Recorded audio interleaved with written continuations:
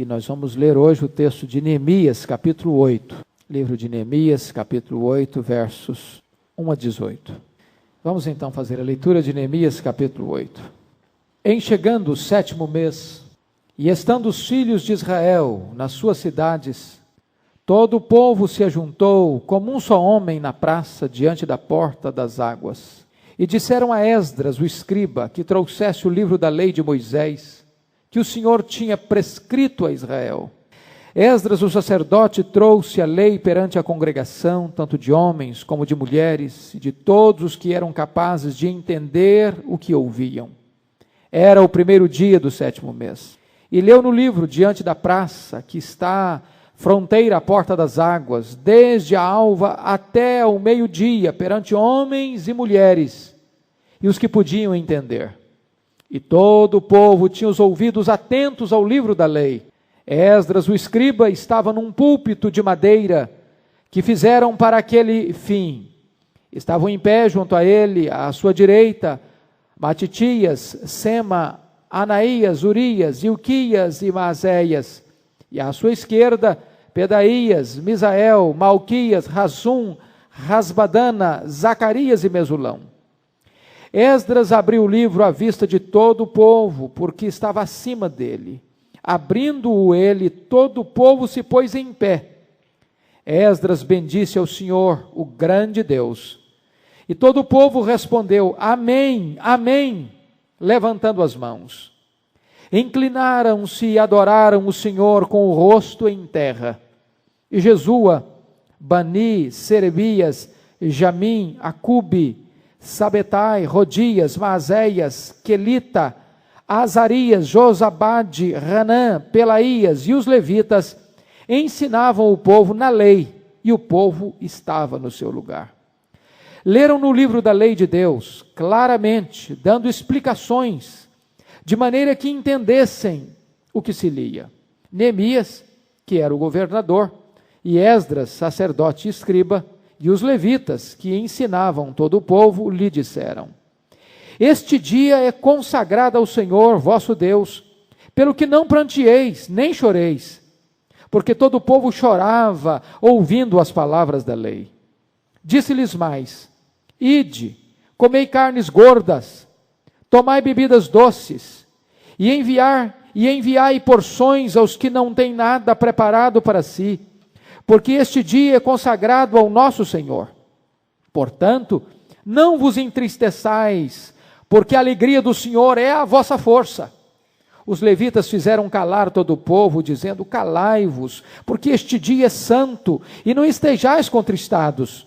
Então todo o povo se foi a comer, a beber, a enviar porções, e a regozijar-se grandemente, porque tinham entendido as palavras que lhes foram explicadas.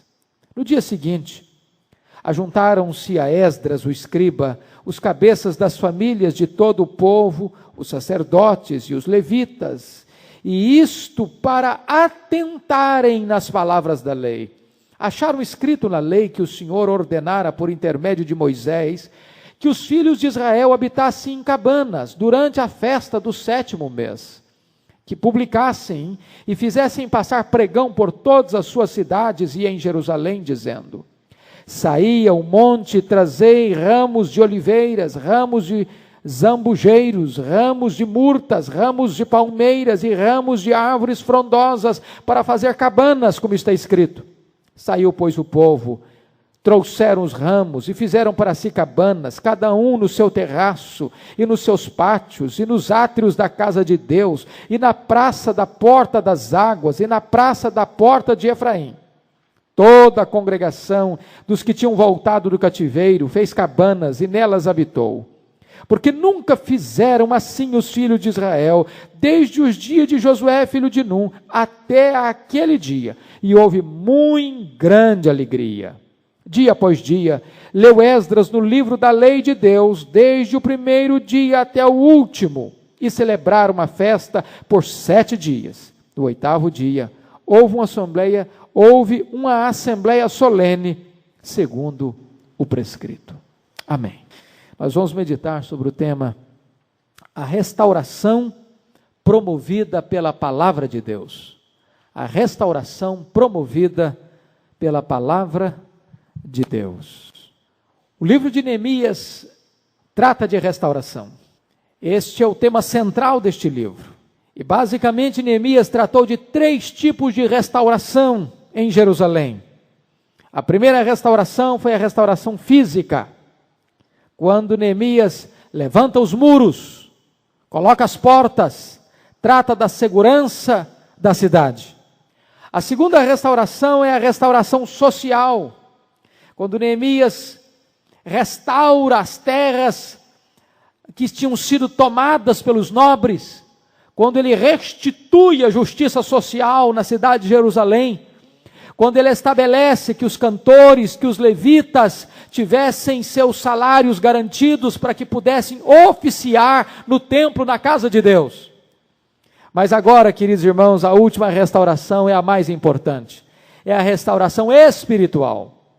Quando Neemias providencia que a palavra de Deus seja o instrumento que vai reger a vida do povo na cidade de Jerusalém.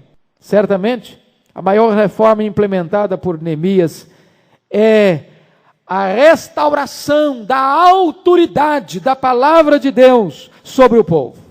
Porque sem esta restauração, as demais seriam temporárias e fracassariam redondamente. A única maneira de preservar uma vida, uma família, uma igreja, uma cidade, uma nação do caos, é nortear esta vida, esta família, esta igreja, esta cidade, esta nação pelos princípios da palavra de Deus.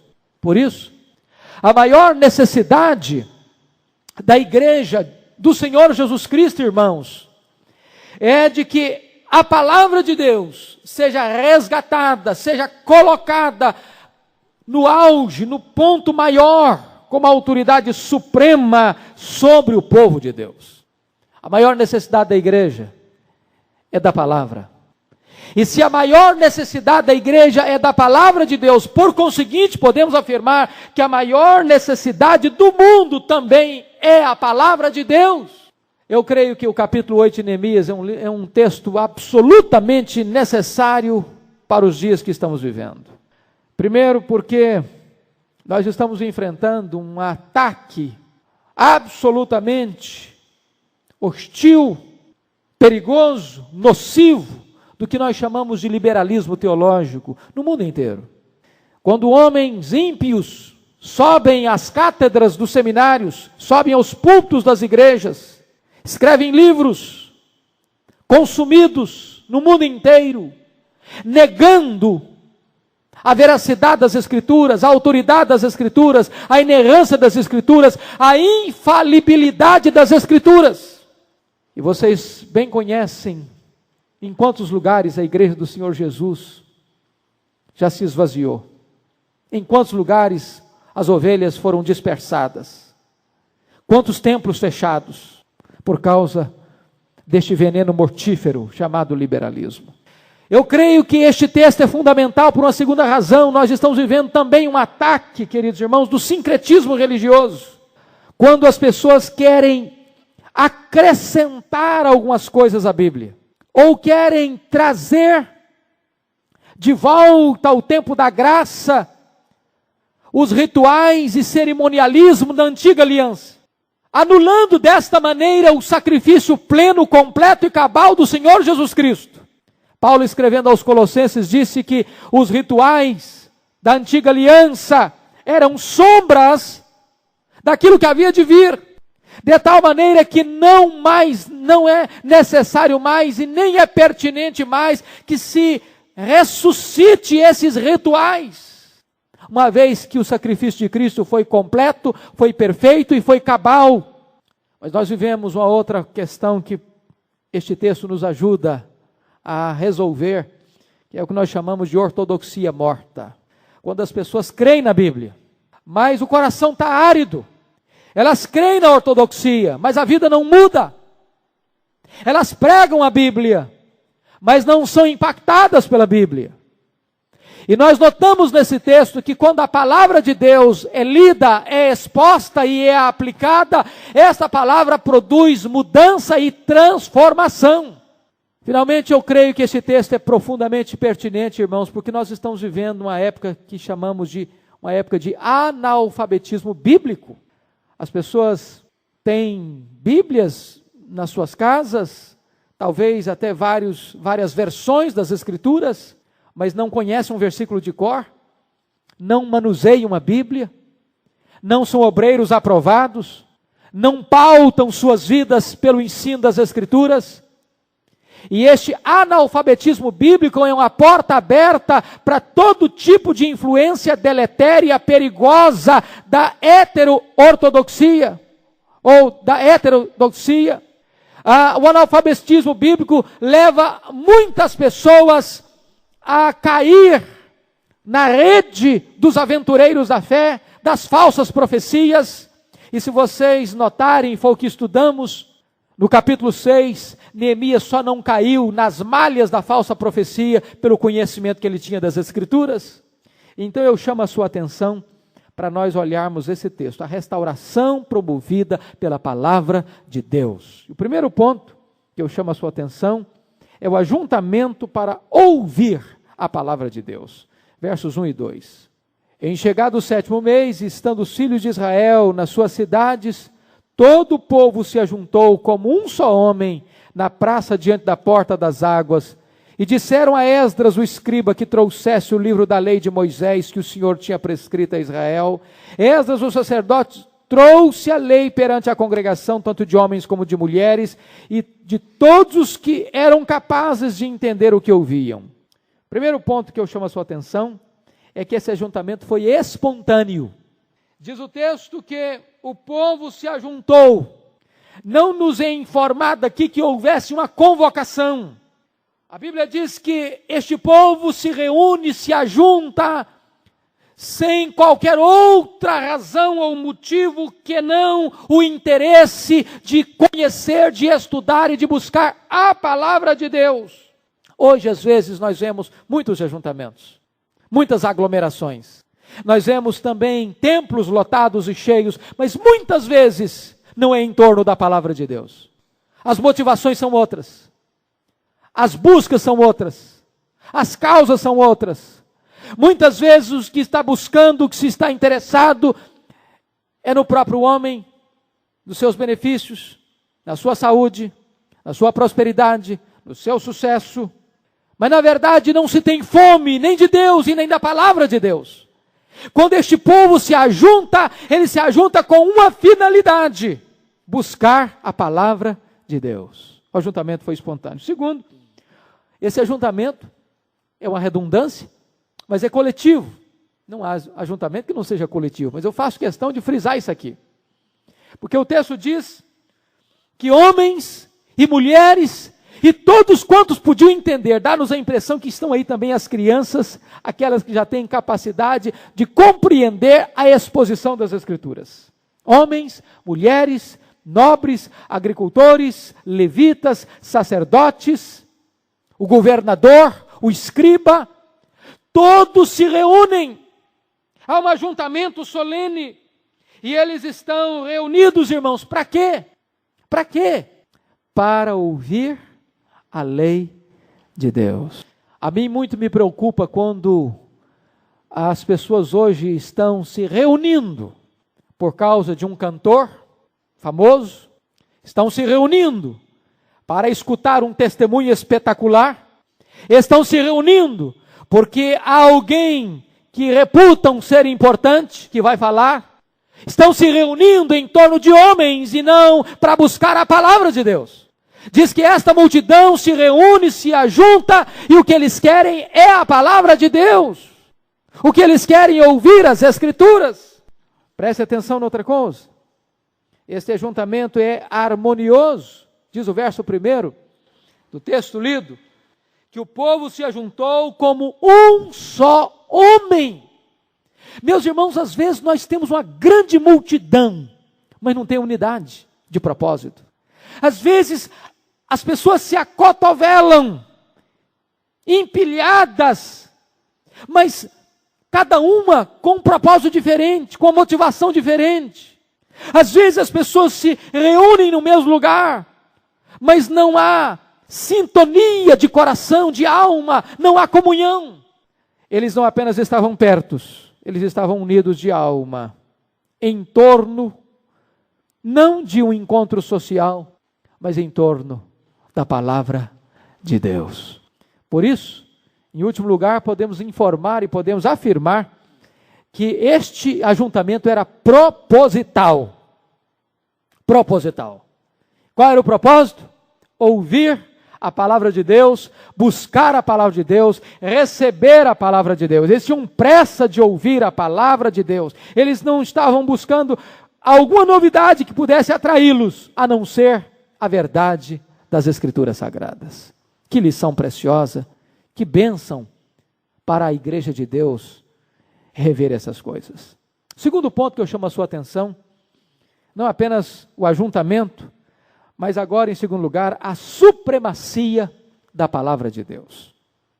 A supremacia da palavra de Deus. Primeiro ponto, o pregador precisa estar comprometido com as Escrituras. Olha o verso 2. Esdras, o sacerdote, trouxe a lei perante a congregação, tanto de homens quanto de mulheres, e de todos os que eram capazes de entender o que ouviam. Você é informado que Esdras, versículo 4, Esdras, o escriba, estava num púlpito de madeira. E você pode ler no verso 5, Esdras abriu o livro à vista de todo o povo. Por que é que eles buscam Esdras? Quem era Esdras? Que compromisso esse escriba e sacerdote tinha com a palavra de Deus? Você vai notar em Esdras 7:10,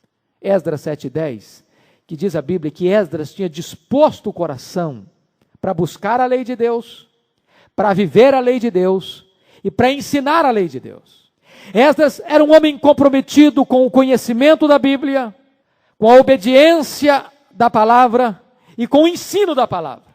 Este homem é um homem credenciado para ministrar a palavra de Deus, porque ele conhece, porque ele vive e porque ele tem paixão de ensinar a palavra de Deus. Meus amados, eu não tenho a mínima dúvida, a igreja evangélica brasileira é da exposição da palavra de Deus.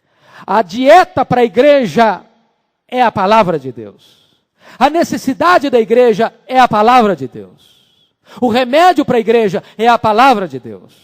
A solução para a igreja é uma volta à palavra de Deus.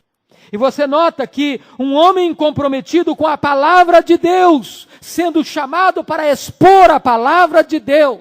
Dr. Mark Lloyd Jones afirmou que a pregação é a maior necessidade da igreja e do mundo. E por isso ele entendeu que a pregação é a mais importante tarefa do mundo. Foi por isso que aos 27 anos de idade, depois de ser médico da família real, ele entendeu que devia deixar a medicina para ser um pregador da palavra de Deus. Talvez um dos homens mais influentes da geração do século XX, no sentido de voltar e de resgatar o compromisso da exposição das Escrituras. Se vocês notarem, o impacto desta leitura da palavra de Deus por Esdras pode ser comparado ao impacto que a palavra de Deus teve na reforma do século XVI. O que foi a reforma, senão uma volta às Escrituras? Desta maneira, queridos irmãos, nós temos que entender uma coisa, que não é possível existir reavivamento bíblico sem um retorno às Escrituras. Calvino dizia, você quer saber onde está uma verdadeira igreja? Primeiro sinal é se ela prega fielmente as Escrituras. Primeiro sinal de uma igreja verdadeira é se ela prega com fidelidade as Escrituras. O maior sinal de uma igreja viva, irmãos, não é milagre. O milagre é obra de Deus, certamente. Mas o milagre não é evangelho. O milagre não é evangelho. É tremendo entender isso. Lá no Pentecoste aconteceu um milagre magnífico. O Espírito Santo foi derramado. Um milagre visível, porque todos viram colunas como de fogo descendo. Um milagre audível, porque voz como de trovão. Um milagre perceptível, porque aquelas pessoas começaram a falar em outras línguas as grandezas de Deus. Mas o que é que o milagre em si produziu? Primeiro, ceticismo. O que quer isso dizer? Segundo, preconceito. São galileus os que estão falando dessas coisas. Terceiro, zombaria. Disseram, estão bêbados, estão embriagados.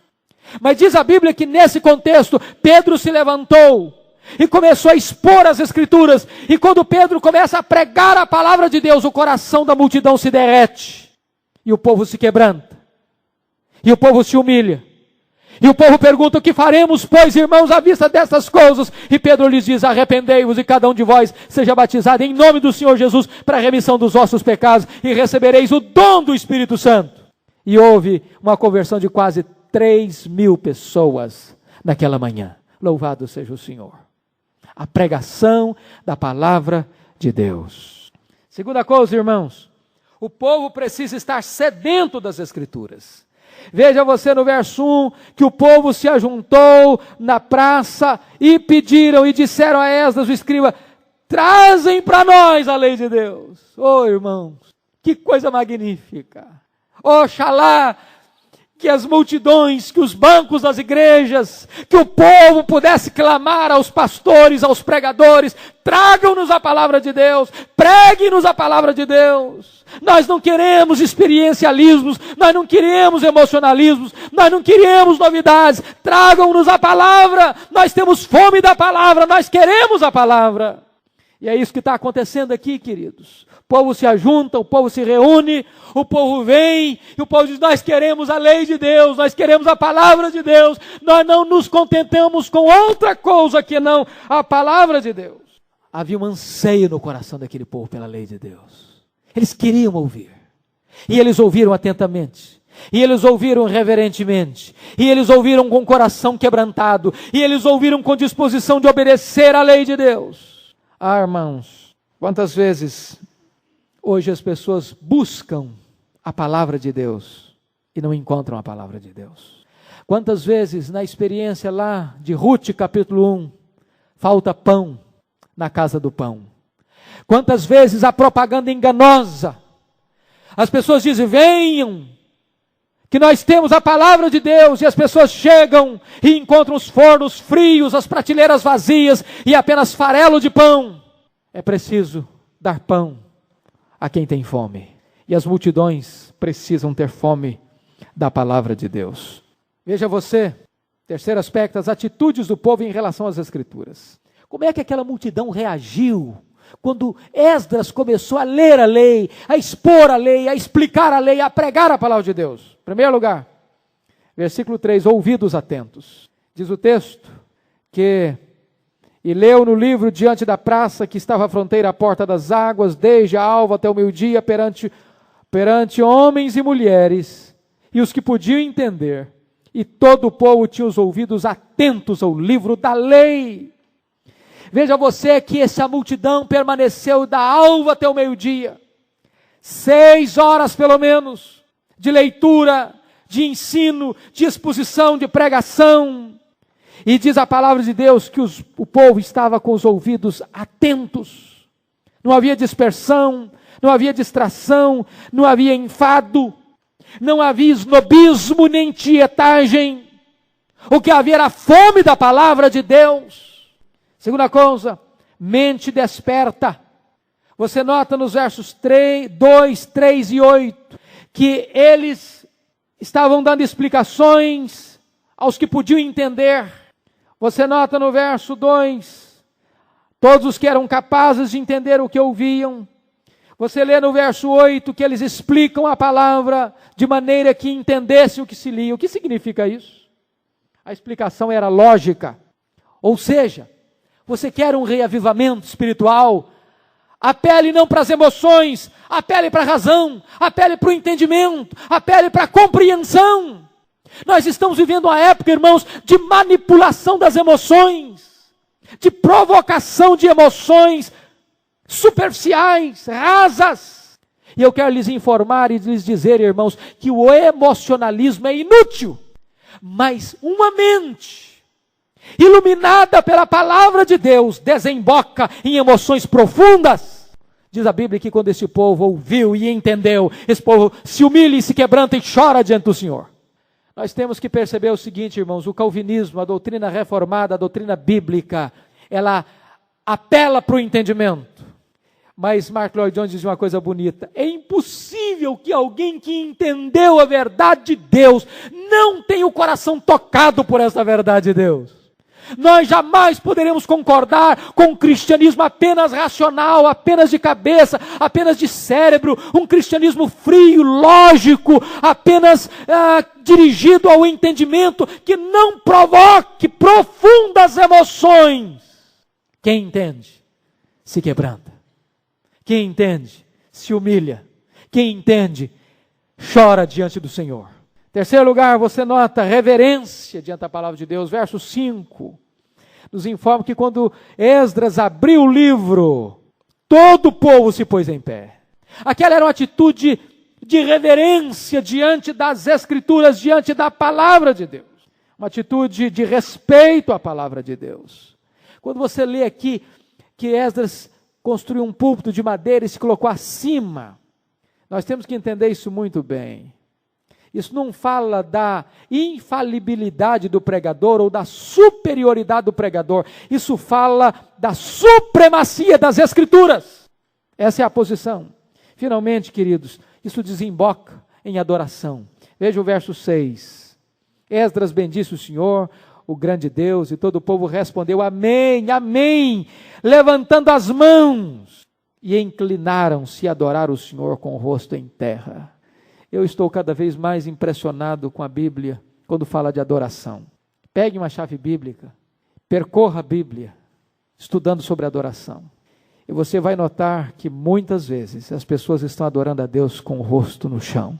Quem pode contemplar o Senhor na sua glória sem se humilhar? Quem? Quem pode ver o Rei da Glória sem estar profundamente quebrantado? Este foi o efeito da palavra de Deus na vida daquele povo. Terceiro lugar, irmãos, vamos ver nesse texto, não apenas a supremacia das Escrituras, mas vamos ver a primazia da pregação da palavra de Deus. Se você notar, a pregação tem 3 pontos distintos e claros e importantíssimos. Primeiro, ler o texto. Ler o texto das Escrituras. Versículos 2, 3 e 5. Eu vou lhes dizer que esta é a parte mais importante do sermão, é a leitura do texto. A leitura do texto é mais importante, sabe por quê? Porque a palavra de Deus é mais importante. O sermão só é sermão se ele se propõe a expor o texto da palavra de Deus. Daí, queridos irmãos, temos que dizer o seguinte, que o texto é a fonte da mensagem e a autoridade do mensageiro. Nós não podemos concordar com aqueles que dizem o seguinte: eu já tenho o sermão, só está faltando agora o texto. Não existe isso. Não existe isso. Deus não tem compromisso com a palavra do pregador. Deus tem compromisso com a sua palavra. É a palavra de Deus que é importante, não é a palavra do pregador. A palavra do pregador não tem valor nenhum se ela não é a expressão da explicação do texto das Escrituras. Segunda coisa do sermão é explicar o texto. Versículos 7 e 8 diz que ensinava o povo na lei, o povo estava no seu lugar, leram no livro, na lei de Deus, claramente dando explicações de maneira que entendessem o que se lia. Segunda parte da pregação é explicação. Ou seja, o cristianismo é a religião que dirige ao seu entendimento. Conforme John Stott disse, crer é também pensar. O sincretismo religioso é que anula a razão das pessoas, cega o entendimento. É uma fé cega. A fé cristã não é uma fé cega. Não é. Não é uma fé irracional. Não é. A fé cristã é racional e quando a sua razão não pode ir mais, ela é supra-racional. Mas ela apela ao seu entendimento. Por isso, queridos, é preciso explicar o texto.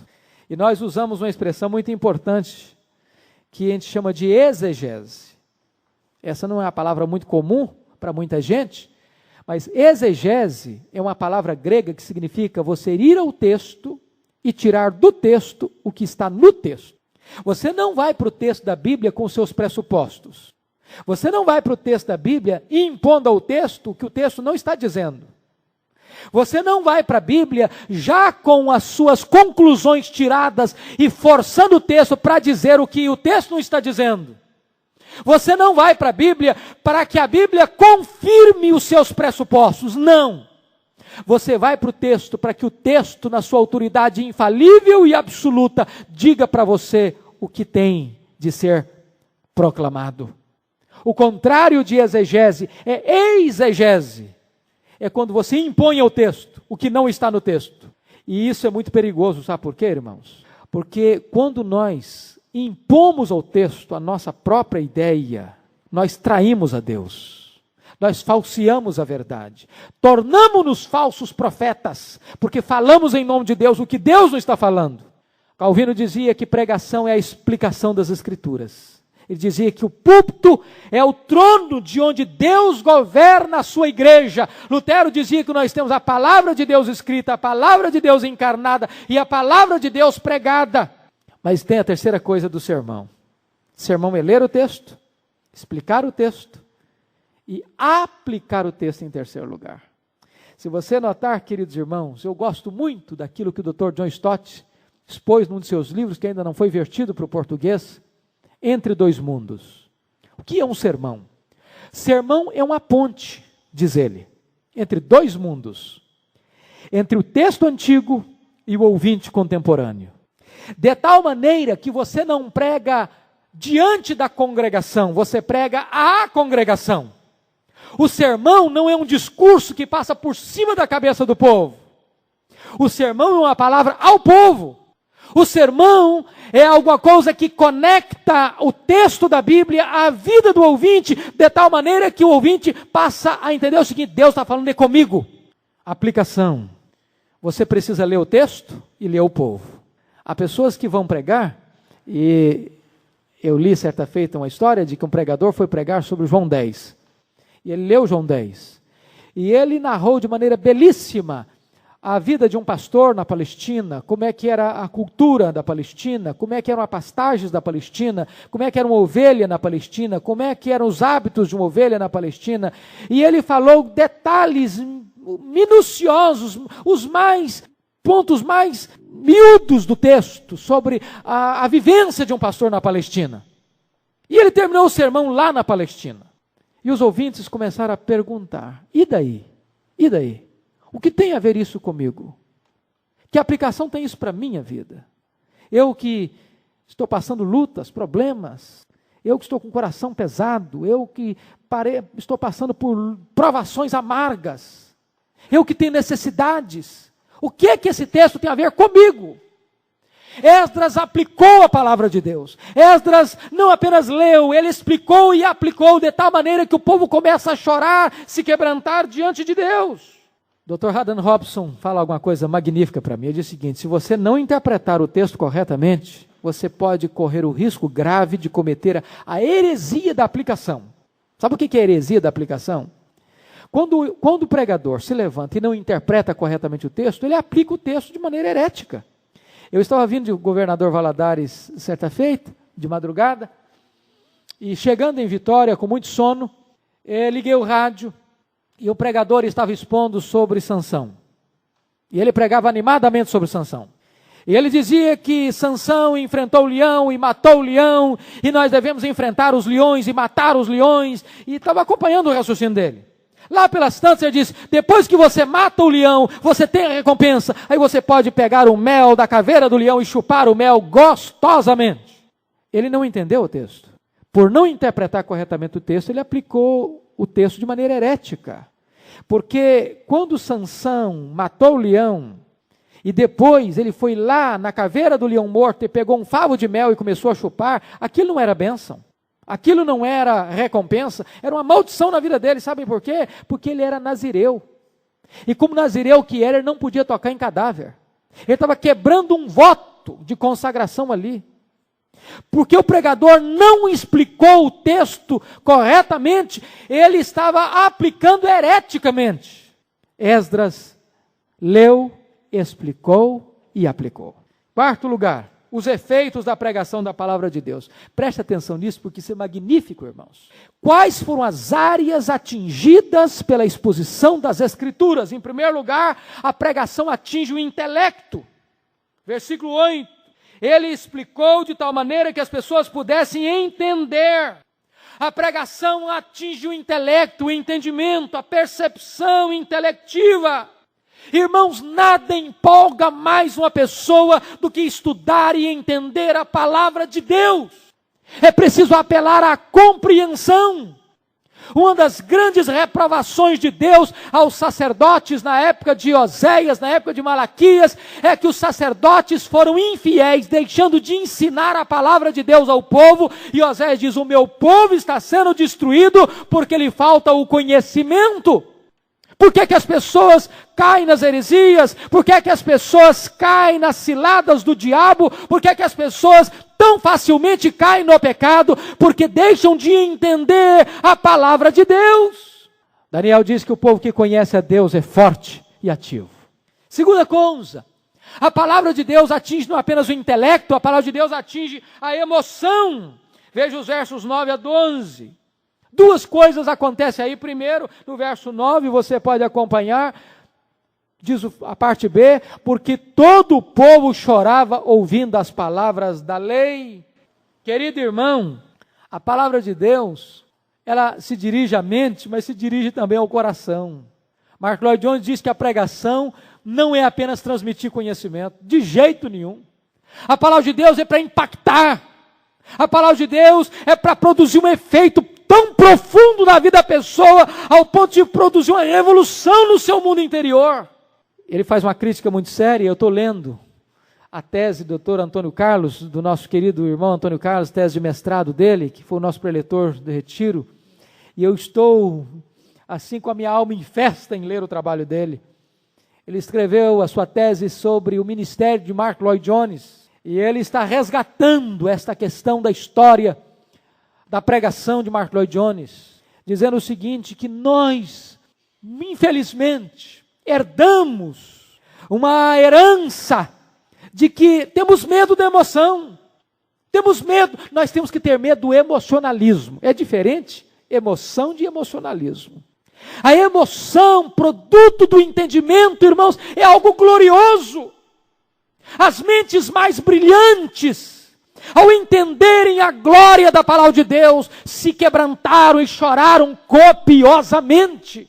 Jonathan Edwards, que foi uma das mentes mais lúcidas da história, narra tantas vezes, quando ele, meditando na glória do Filho de Deus, ele abraçava no pescoço do seu cavalo e chorava por minutos longos, convulsivamente. Se nós entendemos a verdade de Deus e não choramos diante de Deus, irmãos, alguma coisa está errada conosco. É preciso que sejamos derretidos por Deus. Estava lendo essa semana um livro do irmão André, e diz o seguinte: se você não é capaz de se quebrantar diante de Deus, de chorar diante de Deus, de se encantar com a glória de Deus, se você tem medo das emoções, você precisa chegar lá no céu e pedir para Deus te botar num grande congelador. A palavra de Deus produz impacto no coração. Mas se você notar, segunda coisa que produz, querido irmão, é a alegria da restauração, no versículo 10. Chega Neemias, chega Esdras, chega os levitas e disseram para eles: olha, nós estamos numa festa, é a festa dos tabernáculos. E Neemias foi lá, Esdras foi lá, os levitas foram lá e descobriram o seguinte: que o clima da festa dos tabernáculos era de alegria e não de choro. E quando eles entenderam as Escrituras, eles pararam de ficar tristes. Que coisa maravilhosa. Versículo 10 nos diz assim: disse-lhes mais: ide, comei carnes gordas, tomai bebidas doces, enviai porções aos que não têm nada preparado para si, porque este dia é consagrado ao Senhor, portanto não os entristeçais, porque a alegria do Senhor é a vossa força. E diz o verso 12: então todo o povo se foi a comer, a beber, a enviar porções e a regozijar-se grandemente. Por quê? Porque tinham entendido as palavras que lhes foram explicadas. Será que nós saímos da igreja, irmãos, com mudanças no nosso íntimo, na nossa mente, na nossa emoção, porque nós entendemos a palavra de Deus? Há esta transformação do nosso mundo interior, em virtude de descobrirmos o que a palavra de Deus está nos dizendo. Alegria, alegria. Você nota no verso 10 uma frase magnífica, porque a alegria do Senhor é a vossa força. Essa alegria tem uma origem, ela é a alegria do Senhor. Não é alegria simplesmente porque você está bem, porque você está com saúde, porque você está com dinheiro, porque o seu filho foi aprovado na prova. Não é a alegria da sua promoção no seu trabalho apenas, é a alegria do Senhor. Independente de situação, circunstância, é a alegria de Deus na sua alma. Mas mais do que isso, o Senhor não é apenas a fonte, o Senhor é o objeto dessa alegria. Você não se alegra apenas por causa de Deus, você se alegra em Deus, porque na plenitude do Senhor há alegria. Mas essa alegria tem um resultado, a alegria do Senhor é a sua força. Amado irmão, que coisa boa ser cristão, é ser uma pessoa alegre, exultante, vibrante, entusiasmado. Quando você tem a sua alegria no Senhor, querido irmão, você não faz igual a mulher de Ló, sai do mundo, mas sai pesaroso, sai do mundo, mas diz, puxa vida, o que eu estou deixando para trás? Eu podia estar curtindo a vida, eu podia estar curtindo o mundo, eu podia estar curtindo o show, eu podia estar curtindo isso, eu podia estar curtindo aquilo, mas sai com o coração pesado e volta a olhar para trás. Se a sua alegria é o Senhor, Deus encanta a sua alma de tal maneira que você não tem saudade do Egito. Não tem. Sua força é a alegria do Senhor na sua alma. A alegria do Senhor é a sua força. Mas finalmente, queridos, a pregação atinge a vontade. Versículos 11 e 12. Você nota no versículo 12, a obediência a Deus. Eles pararam de chorar, eles se alegraram porque entenderam.